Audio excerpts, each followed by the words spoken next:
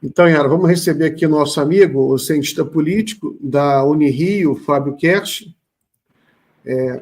Opa, pode colocar, Yara. Olá, Fábio, tudo bem? Tudo bem, Miguel? Tudo bem, Yara? Joia, seja bem-vindo. Obrigado. Ô, Fábio, vamos trazer aqui um breaking news. Está rolando aí uma manifestação muito grande em Buenos Aires, na Argentina, com uma repressão grande contra os aposentados, e que aconteceu uma coisa nova, que é o seguinte, que as torcidas organizadas, elas aderiram ao protesto em favor dos aposentados. E na Argentina você sabe que as torcidas organizadas são muito fortes, né? São muito grandes, então isso aí pode criar uma dinâmica nova. Isso aí é um videozinho de agora, né? Eu estou acompanhando aqui no Página 12, um jornal importante argentino também que está mostrando. Coloca aí o print no Página 12 que eu coloquei no grupo lá, só para a gente ver. Então, a notícia é que o Milei, ele aprovou uma redução drástica da aposentadoria dos argentinos aposentados, né? Uma redução aqui, ó, de 22% da pensão mínima no país. Então, aí como é que você está vendo, Fábio? Sabe que você deve ter acompanhado, a mídia elogia muito o governo Milei, né? Apesar da economia a gente não ter caído muito em 2024, e agora também ele está reduzindo o preço, o nível de aposentadoria, de pensão mínima, e está torrando as reservas do país, né? Porque para manter o câmbio, o peso, né, estável em relação ao dólar, está queimando. As reservas da Argentina são baixas já, não tem nem comparação com o Brasil, mas ele está torrando o que tem. A situação está complicada lá. Como é que você está vendo isso?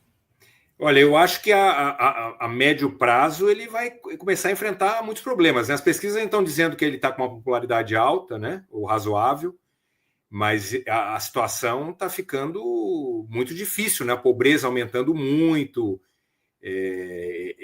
Uma coisa é você, assim, receber um voto de confiança no começo do mandato. Outra coisa é você sustentar isso durante todo o mandato, né? Por mais aí que revistas lá The Economist achando que está uma maravilha, o cidadão argentino começa a não conseguir pagar a conta, não comer, né? A situação tá difícil. Eu recebi, inclusive, um casal de professores cientistas políticos argentinos aqui em casa, e ficaram hospedados aqui por um tempo, e eles estavam comentando assim que tem uma parte da sociedade que até está conseguindo se sustentar, segurar tal, mas que a pobreza, as dificuldades que a população está encontrando é muito evidente, né? E então pode ser uma situação que não se sustente a esse apoio, né? Ou esse voto de confiança que ele ainda parece que sustenta. Eu acho que vai se perder aí ao longo do mandato, por mais que os liberais aí, lá The Economist, queiram sustentar que aquilo é uma novidade, né? Fábio, agora eu queria vir agora para o Brasil, né? O presidente Lula deu início aí a um processo de reforma ministerial, aí já tem a novidade, eu acho que eu gostaria de ouvi-lo, é sobre a Gleisi Hoffmann na articulação política. Qual a sua expectativa, Fábio? Olha, claramente havia uma espécie de campanha aí para o presidente Lula colocar alguém do centrão, né? Ou mais próximo ali para poder negociar com o Congresso, num modelo de presidencialismo de coalizão que se modificou muito nos últimos anos por conta da maior autonomia que o Congresso tem hoje em relação às emendas, tal, do que tinha no passado. Agora, o que me parece com o movimento do presidente Lula é que ele está... Um amigo até usou uma expressão que está montando uma equipe para a guerra, né? Ele está chamando as pessoas próximas para enfrentar aí essa queda de popularidade e pensando nas eleições de 26. Então, a Gleisi, né? E é um cargo muito próximo do presidente, né? A gente tem que lembrar que, inclusive, fisicamente, quem que fica no Palácio do Planalto, né? É a Casa Civil, é a Secretaria-Geral, agora que com o status de ministério, né? A área de comunicação e o gabinete. Então, é a cozinha do presidente Lula, né? É com quem ele despacha, com quem ele encontra nos corredores, vamos dizer assim, do Palácio do Planalto. Então, ele parece que está se cercando, né? Ele está se protegendo aí, e a Gleisi acho que representa isso. Assim. Na minha cozinha, o recado parece isso. Assim. Na minha casa aqui, eu vou me cercar de pessoas que eu tenho confiança e que eu tenho liberdade. Acho que a Gleisi é isso. Tem um outro lado, óbvio, assim, nada é só vantagens, né, Yara? Então, o outro lado é que tem muita gente comentando que às vezes falta, talvez, esse governo, um papel que, por exemplo, o Gilberto Carvalho fazia nos governos anteriores, né? Alguém, às vezes, que é mais duro, que fala, vamos dizer assim, umas verdades ao presidente e tal. Tem gente, às vezes você vê nos bastidores, gente, né, na imprensa falando que falta um pouco esse personagem nesse governo. Mas, enfim, como isso é especulação, eu não tenho informação, o que eu acho que sinaliza a Gleisi é isso. Olha, eu quero me cercar de gente que está muito fiel, está do meu lado e, vamos dizer assim, está preparado aí para a guerra que começou, né? Porque claramente estão querendo desconstruir a imagem do presidente Lula e tentar aí criar alternativas ao Bolsonaro, porque parece que até a imprensa entendeu que o Bolsonaro é carta fora do baralho. Muito bem, Fábio. Gostei dessa caracterização, né? É interessante isso, não tinha pensado com esses termos, mas me parece faz muito sentido, porque a Gleisi, como ela tem uma relação muito forte com os movimentos sociais, então, com ela presente, ela assim no núcleo duro do governo, vai ajudar o Lula a retomar a articulação com os principais movimentos sociais do país, o que parece já está acontecendo. Né? Você vê, por exemplo, nos últimos dias, só nos últimos dias, o Lula ele participou de alguns eventos com grande participação de pessoas da classe trabalhadora organizada, né? Sindicalistas, e hoje também participou. A própria fala dele está se politizando mais, nunca deixou de ser, mas está, né, ficando um pouco mais ainda politizada. A fala de hoje foi bem politizada, em que ele menciona a necessidade de politizar os gerentes dos bancos públicos, dizendo que os gerentes dos bancos públicos, muitas vezes, eles introjetam um preconceito contra os mais pobres, né, porque ele está depositando muita esperança nesse plano de crédito para o empregado privado, né, que o consignado varia para o funcionário público, aposentado, mas agora vai incluir o empregado com carteira assinada privado, que é a maioria no país, né, é muito mais do que funcionário público, mais que aposentado. Então, dando certo esse plano, vai injetar muito crédito no país, vai fazer diferença, mas tem que, de fato, né, tem que transformar um pouco a cultura do gerente de banco, sobretudo em cidade pequena, mas muito forte a fala dele nesse sentido. Né? Ele falou ontem também, eu achei muito boa a fala dele em Minas, né?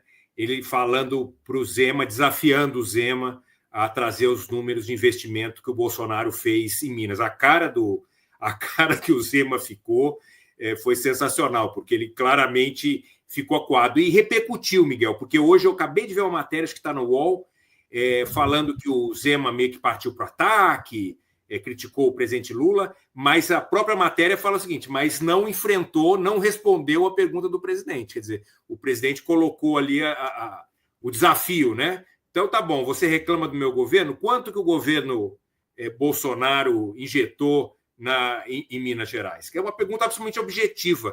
E mesmo não sabendo o número, eu sou capaz de apostar que esse governo investiu muito mais em Minas do que o governo Bolsonaro. Tem que arrumar uma fruta para ele, para o Zema, para ele comer com casca.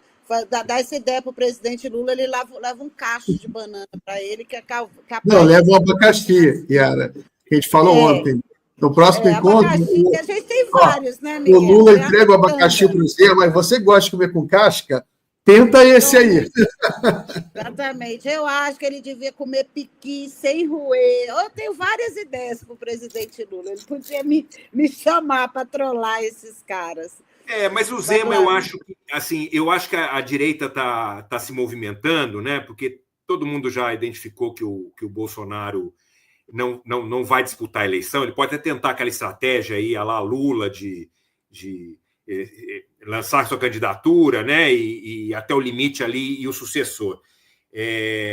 Então, estão se pensando em nomes. O Zema é lembrado, mas eu acho, sinceramente, que o Zema corre muito por fora dos nomes lembrados aí. Eu diria que é um dos mais com menos chances, assim. Ele é muito... Eu não consigo ver ele como um potencial candidato ocupando a extrema-direita ou a direita e ser uma alternativa aí para eles. Eu acho ele... É uma avaliação um pouco subjetiva, Yara, mas eu acho ele muito fraco, muito fraco. É a prática também, só que ele, né, foi eleito, reeleito, não tem tanta... São as coisas aí que ninguém sabe responder, né, Fábio? Como mas assim, ele foi eleito como... Assim, teve uma onda de reeleição, né? Mesmo nas prefeituras também. Teve muita discussão sobre a vitória da direita nas eleições municipais, o que é inegável, não vou discutir isso, os números estão dizendo, mas tem um outro dado que é muito interessante, que é o grau de reeleição, né? Houve no Brasil, nos últimos anos, esse movimento, menos para presidente, que o Bolsonaro conseguiu a façanha de não ganhar, mas para estados e para municípios, a reeleição foi muito forte. Então, assim, salvo hecatombe, né, os incumbentes ganharam. Então, Minas seguiu aí essa receita também. Então, o que eu quero falar assim, talvez menos mérito do próprio Zema e mais, vamos dizer assim... Do espírito do tempo, né? Que está aí. Isso. Tá. Mas eu queria perguntar para você a respeito dessas bravatas de Bolsonaro, se são tão bravatas assim.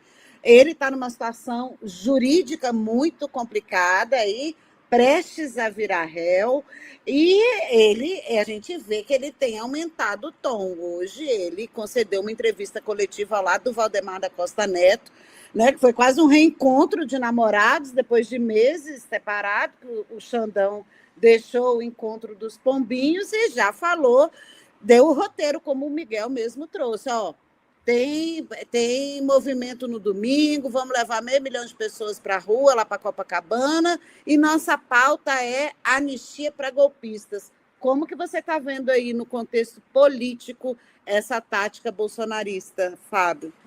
Olha, eu acho que os sinais são mais de fraqueza do que de força, né? O Bolsonaro, ele claramente está numa situação muito delicada juridicamente. A peça feita pelo Procurador-Geral da República é muito robusta, tem muitas provas, né? Tem áudio, tem agenda de ministro, é muito forte, né?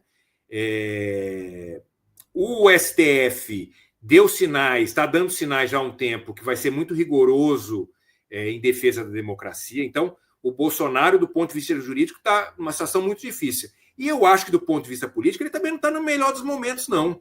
É lógico que a situação jurídica respinga na situação política do Bolsonaro, né? Ele está querendo se manter vivo, então a agenda aí da anistia também é essa tentativa de mobilizar, de mostrar sua importância. É óbvio que ele é importante, né? Mas está abrindo um espaço aí, Yara, de disputa na direita, né? Inclusive de reorganização ali, porque o que aconteceu nos últimos anos foi que a extrema-direita ocupou o espaço da direita moderada. O grande derrotado nos últimos anos foi a direita moderada. O exemplo maior é o PSDB, que acabou, né? O PSDB estão disputando quem vai segurar o caixão do PSDB, né? Então, está tendo uma reorganização aí, não só de nomes, mas acho que de posicionamento também, né? Há uma chance de talvez uma direita mais moderada, que tem algum compromisso com a democracia, né? Ela também aí aproveite esse vazio que está sendo deixado pelo Bolsonaro para voltar a crescer, o que poderia ser saudável do ponto de vista da democracia. Então, às vezes eu tenho uns amigos que ficam, tá ruim os índices do Lula, e a esquerda, fora o Lula, não tem candidato. Falo, se tá ruim para a gente, tá pior para eles, viu? Porque eles, o candidato, o nome forte deles também dificilmente vai ser candidato. Tem uma disputa aí. Eu acho que o governador de São Paulo hoje eu acho que ele não sairia, pode crescer a chance, ele vai fazer um cálculo político, né? Trocar uma eleição, vamos dizer assim, certa para São Paulo ou disputar a presidência com uma aventura, né? Porque ainda mais se o Lula sair, o Lula é o favorito, né? Então, não está bom para a direita, não. Não está bom para a extrema-direita, não. E aí o Bolsonaro, eu acho que é isso, ele está se afundando, está percebendo que é a coisa e está buscando aí umas boias de salvação para se manter na onda, né? Mas eu acho que a onda vai encobri-lo. Chegamos ao fim aqui, né, Miguel? Encerramos a nossa jornada aqui de hoje. Diga, Miguelito. Sim, não só deixar um abraço aí para o Fábio Cast, obrigado por ter vindo hoje. Boa semana para você, a gente se vê em breve aqui. Tchau, obrigada. Obrigado.